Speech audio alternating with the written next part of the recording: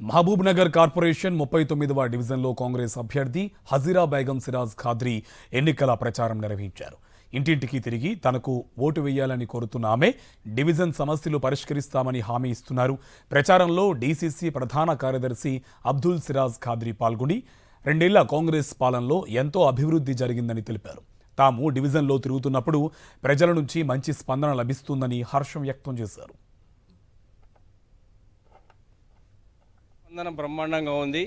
2 ఏళ్ల ప్రజాపాలనలో రేవంత్ రెడ్డి గారి నాయకత్వంలో ప్రతి వీధిన ఎన్ఎం శ్రీనివాస్ మహబూబ్ నగర్ నియోజకవర్గంలో మహబూబ్ నగర్ మున్సిపల్ కార్పొరేషన్లో ఎన్ఎం శ్రీనివాస్ రెడ్డి గారి నాయకత్వంలో ప్రతి వీధిన డ్రైనేజ్ కావచ్చు, సీసీ రోడ్లు కావచ్చు, ఎక్కడికక్కడ వీధి లైట్లు కావచ్చు, చాలా శరవేగంగా అభివృద్ధి చెందుతూ ఉంది ఈ కార్పొరేషన్లో.